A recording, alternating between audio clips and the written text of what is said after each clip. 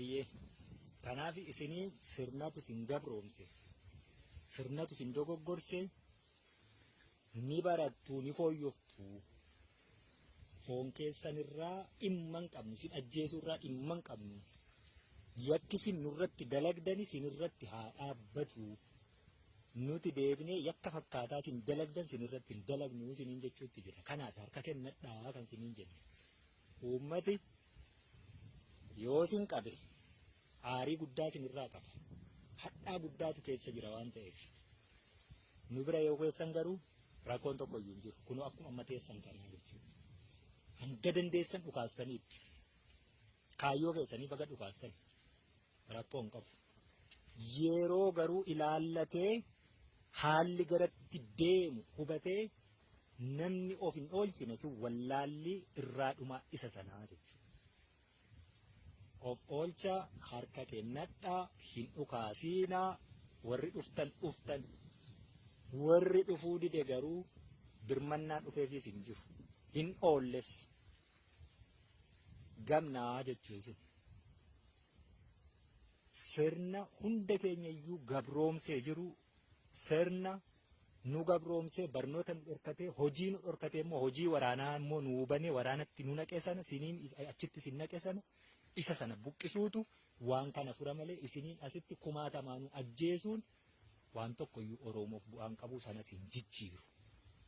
Kanaaf harka kennattan lolichi itti fufa obboloonni keessan kaanis jiru wareegamiinaa wareegamni keessa wareegama miti duuti keessan iyyuu du'a keessaa du'a sareetii awwaalcha dhabdan miti asitti reeffa meeqa argitan miti magaala keessatti uummati reeffallee awwaaluu dide humnaan awwaalaa jedhu.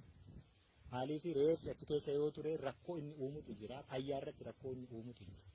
Sadarkaa sanatti mootummaallee immoo mootummaa kee hankooti jettee ati tiksitullee sin oolchine kana birmannaallee sin ergine kana duuti ati duutuuf hin jiru saba keef du'i qawwee sabatti garagalchitee dhukaasaa jirtu sana garagalchiiti sirna si cunqursetti garagalchiiti qawween suni qawwee sabaa haa ta'u siniin jechuutti jira. Kanaaf turtii nu waliin turtan sintu murteeffata ofitti jabeessuus laaffisuus harka keessan jira sintu harkaa qaba sana.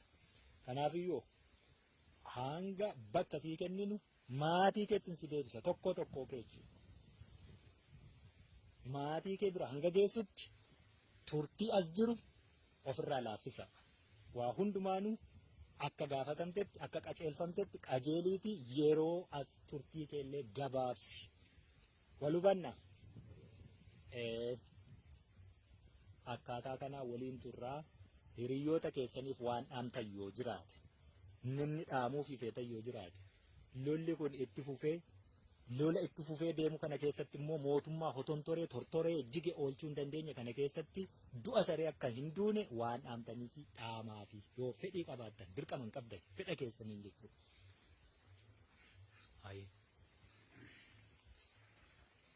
Fole galatuma.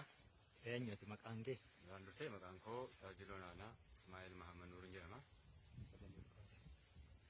Maqaan koo Saajil Olaanaa Ismaa'eel Mahammad Nuurin jedhama.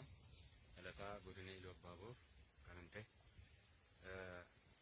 Qacarrii kanatti yookaan gara dhaaba kanaatti dhaabbata kanaatti kan itti gale bara 1998 jechuudha. Kanaaf 998 akka lakkoofsa biyya keenyaatti jechuudha. Kanarraa kaasee yeroo sanatti dhiibbaan amma kana gamanaa jiraachuu baatu umurii sanatti waan adda ta'e hin beeknu. Erga gallee booddee jechuudha kan siyaasa bareedu. Kan amma kakootti ergan ta'e qoqqooddaa kanallee barree walumaa galatti waa'ee waboo nama hin beekneef himuu barbaade mal waa'ee waboo ga'umsa waboo viidiyoo kanarraa ilaaluu jechuudha. Kana laaltee mirkaneeffachuun kan humna addaa poolisii Oromiyaa kan poolisii Oromiyaa kan raayyaa ittisa biyyaa dhalataa Oromoo taatee utuu beektuu gara saba keetti itti dalagalti yoo jiraatte Kanaaf walumaa galatti wanta jechuu barbaadu maayini rakkinni itti nama galchaa. Namni rakkataan taane tokko gara kanatti hin dhufne jireenya maatii jireenya isaa mo'achuudhaaf jedhee dhufa gaafas dhufu siyaasa barachuudha namni keenya anarraa kaase. As keessatti immoo akka paartii ODP isa duraas ta'e TP ammaas dabalatee kan wayyaanee duraatis isa ammaa kan TP ammaa dabalatee nuti rakkina itti ooluuf dhufe malee gatii tokko namni isiniif qabu hin jiru. Warras jirtanis warri carraa viidiyoo kanaatiin hordofuu dandeessan jechuudha. Kanaaf walumaa galatti dhiiga keenyaan lafee keenyaan lubbuu keenyaan keessuma of jalatti eeggachuu irraa kanaaf argineerra jechuudha. Bakka ilmaan haadha hiyyeessaa itti qoranii itti funaananii ittiin dararan godhaneera jechuudha. Kanaaf hubannoo akka baanne yeroo qabnutti hubannoo qabaanne arginu malee hin amannu isa jedheen turreera. Ana maankoo kana keessa keenyas wanti jiru hin jira jechuudha. Erga dhuftees hojjechuu baattee mana kana keessatti dararaan walumaa waliin godinaan wal filachuudhaan ejjennoo hojjeti qabdu irratti hinaafuudhaan wantoota adda addaatiin kan itti wal hacuuccaa mana hacuuccaa isa tokkoffaa yeroo humna addaa jedhamee amma dhufe kana wanti addaa kan nutti dhufe yeroo itti wal hacuucanii fi nama gandaaf ollaan wal funaanan jechuudha. Kanan bara. Akkasumas sadarkaadhaan amma qajeelcha koomishinii humna addaatti leenjisuudha baqa. Nama lakkaa'ee amma na gadi yaase ga'umsi kunoo argin. Leenjisnees argin. Leenjifamnees argin. Kanaaf maatii hiyyeessaa walitti funaanuudhaan qaawwaa rakkoo fayyadamuudhaan teessuma of jalatti eeggachuun jala muree namni kamiyyuu dubbachuu danda'a. Namni kamiyyuu.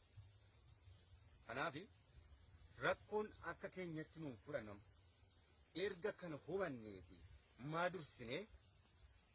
dursinee waboon deeggarin kan sammuu nu gochuu.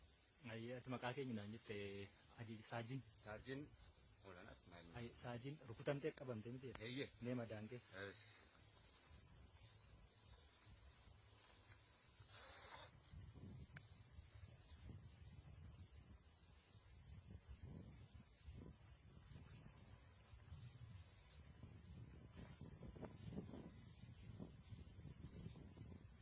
Rukutamtee qabamtus harka kennattee eenyu si yaale? Waraana waboo hoogganaa yeroo sana jiru qajeelfama darbee fi deeggarsa walii godhame walumaa galatti miseensarraa kaasee amma hooggansa olaanaatti galatan dubbatee fi dubba gochuudha. Kanaafi akkan rukutameen miseensi kun agatee deemina. Naa hidhuullee hin dandeenye. Garuu ergaan boojame booda kan waraanni waboo akkasittiin naa hodhisiise talaallii gahaa argadhee guyyaa 3 buleetan akkasitti irra yaala argadhee jechuudha. Eessa jirtaa kollee kan namni hin beeku. Kanaaf abdii tokko irraan qabu. Kanaaf erga dhuftanii hoo qabaan sinii taasifame. Erga dhufnee bishaan miidiyaa duraan darbeerraas viidiyoo laalurraas wanta dirqisiifamanii akka itti dubbatan nutti jemmoo jechuudha. Asuma yeroo ergaa cimaa tokko dabarsuu barbaada. Dirqisiifameen dubbadha. Isaan argeef qabatamaan waan naaf ta'e qofa. Utuu waa miidhaa tokko yookaan hanqina bishaanii, hanqina nyaataa nama nyaanne lakkaa'ee nama yaadatee nama nyaachisa jechuudha. Anumti kun dirqama haasofsiisu isa jedhuun beekaa jechuudha. Amma garuu qabatamaan arge. Hin dogoggorina. Carraa viidiyoo kana ilaaluu kan argatte waraanni humna addaa ammas irra deebii of yaade. Carraa argatteen waboo deeggara. Fayyaa ta'e. Galatooma. Kan biraa namni madaa'ee as keessa jiru biraa eenyu? Kamadaa dhiqaa tura nama.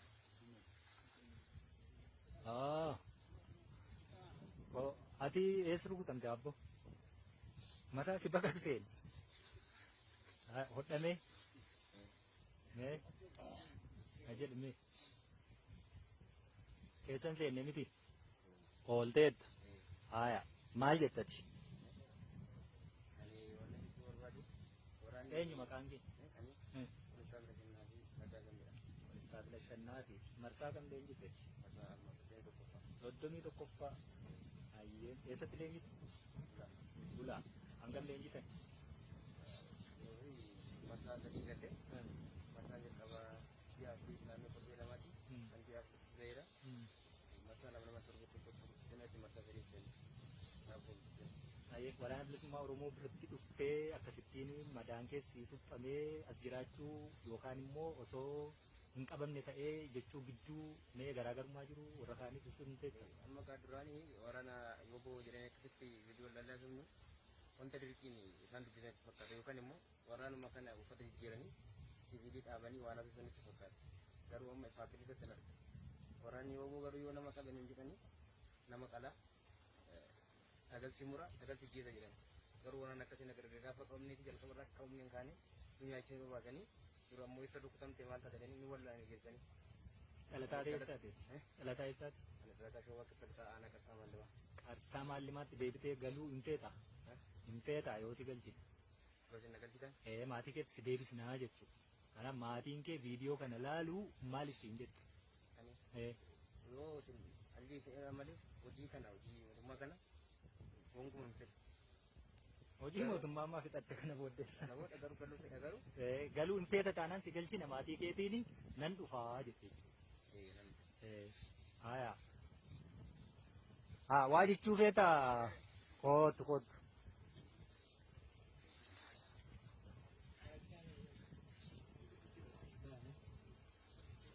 Hin qorree tammayyuu miilli ibboo.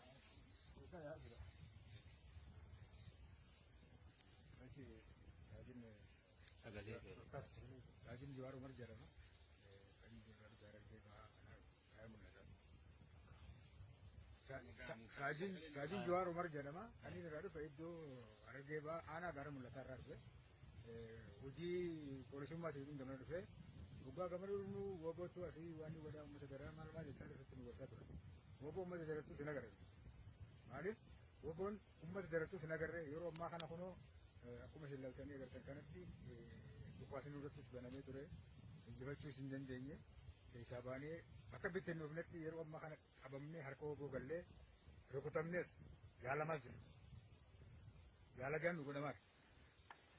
Gara nyaataatiin gara bishaaniitiin waa baay'ee nu godhamaa jira waan ta'eef kana warri caakatti hafanis miseensi humna addaa osoo garana dhuftanii otoo miidhamne otoo hin cabne harka hattanii osoo jiraatanii gaarii jechuun natti barbaade gama mootummaatiin dhaamsan dabarsuu qabu tokko dhaamsinaan dabarsu maali eegaa qeellam kan nuuf dhiyaatu nu faaya booda eegaa dhufaasin irratti banee booda maaf dura qabu dhabanii mootummaan biyya bulchuu eegatee waraana hanga keessaa guuree ol yaasusan asitti maaf dhaqqabee maaf na awwaalin akka humna addaa harkaa qaba meeshaa kanneen hojii akkana eegan uummata kana eegan jee eeggachuu nu faaya booda maaf nu awwaaluu dhabee maaf nu dhaqqabuu dhabee kuni rakkoo guddaa waan ta'eef nu Oromoos ta'e Oromiyaas tokko taanee hojii akka hojjennu jechuu barbaadanii gama biraatiin ani yeroo ammaa kana gama tokkos miidhamullee yaalamaas jira hangaan isin bira duru hin tura san booda qajeelfama isin naaf nidaniin garaa maatii biyyaatti jiraatu hin barbaadaa jechuu barbaada. Ayyee mootummaan kun egaa humna keenya as jiraa jedhee dhukaasa sirri banametti gargaarsa nuu gochuu didee jettee mootummaa himatta ammallee haa ta'u warra kunoo akka kee seechi kaampii keessa jiru loletti adeemaa jiru kanaaf maal dhaamta? Ani kanaaf waan dhaamu tokko kan irratti ta'e kun isaanitti kan ta'an dhukaasni takka iddootti hin dhufaane wayin harka kanatti wayin gara galu. Ajajaa turte? Ajajaa ajajaa tuttumaa gaantaa jechuudha. Gaantaadha. Kana waan jechuu barbaade. Humni kee as keessa jiru jira qabu jennu. Eenyu fa'a? Mee humni isa jala turte? Hin bittinnoofte. Mee kaa'ime Maa sodaat. Haya. Kana. Koot. Taa'e asuma hanga okkoltuttuu yeroo fudhatta. Taa'e. Ati isa jala turte? Eenyu maqaan keeti? Gimbii. Atoo? Maqaan koo Daawit Haliin jedhama. Kan godina Shawaa Kaabaa. Aanaa jedhama Abuutirraa. Dhabuu abuuteerra. Ayyee. Gandaa isa jala turteeti. Gaansa isaa jala fudhachaa. Ulee mana nagalla jechaadha. Ani reefa waggaa tokko tarkaanfanna. Innis haala dubbii sobaa kan guutamedha jechaadha manni. Waraanni mootummaa kun dubbii sobaatiin guutame. Wantoota namni tokko hin hojjenne waan namni tokko raawwatee agarsiisne raawwateera jedhee kan dubbii sobaatiin sammuu namaa dhootee gadi qabu jechaadha. Kan sodaachisee nama bulchuudha jechaadha. Innis immoo waraanni woboo kun akka waan biyya hin jirreetti akka waan saba biraa ta'etti kan odeessaa turan jechaadha. Odeeffannoo hojii nu kennan. Kanarraan amma immoo erga wal agarree wal arguun keenya har'a jechaadha. Kana dura wal agarree wal hin beeknu wajjin haasofnee wal hin beeknu sagooticha jechaadha wal hin beeknu jechaadha. Gama isaaniitiin namoota baay'ee wareegameera kan jedhan illee iddoo kanatti agarree jirra. Gabaasa sobaatiin odeessaa turan jechaadha. Iddoo kanatti namoonni isaan kan jechaa turan sun nyaata nuuf fidanii nu kabakabanii bishaan nuuf fidanii yaada nu bira dhaabbatanii nu jajjabeessanii aga biyyaatti isin gashina jedhanii warra nu bira dhaabbatanii jechaadha. Nama wareegameera isiin jedhan eenyu fa'aa argite obbo keessatti? Jaalmarroo kan jedhan isaan kunoo nu haasofsiisa jiran fuuldura keenya dhaabbatanii kana dura wareegameera jedhanii aga reeffa isaa boolla keessa baanne jedhanii haasa'aa turan. Qabatamaatti jaalmarroon qaamni isaa kan rukutamne rafaan tokko dhoofne ta'e harka rukutameera kan jedhamaa ture.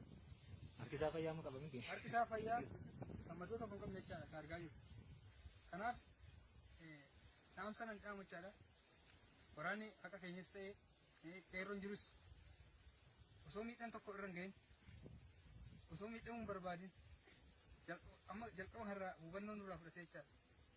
Akkatti nuti mootummaadhaaf osoo dhaabbannee jirru silaa mootummaan tokko eega si jaalatee eega si dhaabbate qaamni kun Oromoo isaa ta'u Oromoo ta'uu isaa didu gaafa Oromoo miti eega diina dheesii qabate hunda dabalataatti dhiyeesse silaa qaama kan sirraa akka deebisuu qabu dhimma keetti sirraa hin qabu. Haasaan garuu achirra taa'ee waa hedduu dabarsa jechaadha. Kanaaf wanni dabarsuu barbaadu gabaabumatti namoonni akka keenyaa qeerroonis ta'ee namoonni hubannoo fudhanne nurraa hubannoo fudhatanii osoo qaama Oromoo kanaan Oromoodha isaanis Oromoonis Oromoodha warroonni hubannoo fudhatanii osoo walitti dhukaan gara hundaanuu marfamee jira jechaadha. Iddoon booji'amee jira warri booji'amee jira. Kanaafuu osoo dhukaa tokkotti hin banne harka keessan kennittanii nagaan namoonni itti dabalamuu barbaadan isin simatanii itti dabalamtee wajjin hojjechuu dandeessaa. Kanarraa nafe mootummaaf hojjedhettee ammaan booda akka lubbuu kee dhabne sin jedhaa galatooma xumuree. Ayyaa ta'e ta'a. Waa jechuu barbaadde? Haaya. Tole.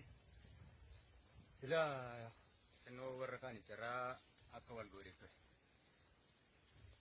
Keessattuu namni lamaan gidaamii irratti dandattii maqaasii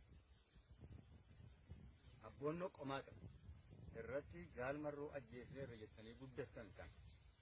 Ni guddatanii? Guddatan irrattuu reeffa nama du'ee kanatti baastu tokko seera uumamaatiin gaafatamta lammaffaan guddinattiin guddatte kana bakkatti keessu laata. Handeebeen nuuf silas. Yoon fayyee dhukaasuu danda'e itti fufee waboo bira hin jiru. Yoon galees waan fiduu qaba. Jabaadheen ofirraa si qoladha. Argee waboo duukaa rireessi qoletuun dadhabu waan ta'eef kan jedhu xumurratti gochuun barbaade. Fayyaa ta'e. Haaya. Furdaan kun eessaa dhufteeti? Ajajaan as keessaa tokko eenyu? Haa, koottati. Eenyutu maqaan kee? Saajin dabalee waan jedhan jedhama. Dhalataa eessaati? Dhalataa godina Wallagga Lixaa mana shiboo magaalaa Mandii. Mandii. Bara kamii itti dabalamteetti? Bara mana kanatti dhufe 2006 jechuudha. 2006. Ayyee, eessatti leenjite? Sanqalleetti leenjii jechuudha. Poolisii idilee? Poolisii kora bittinneessaa. Kora bittinneessaa turte? Kora bittinneessaa tureen achitti leenjii ka'ee godina Qellem Wallaggaan dhufe achirratti hojjechaa turre Gidaamirran ture jechuudha.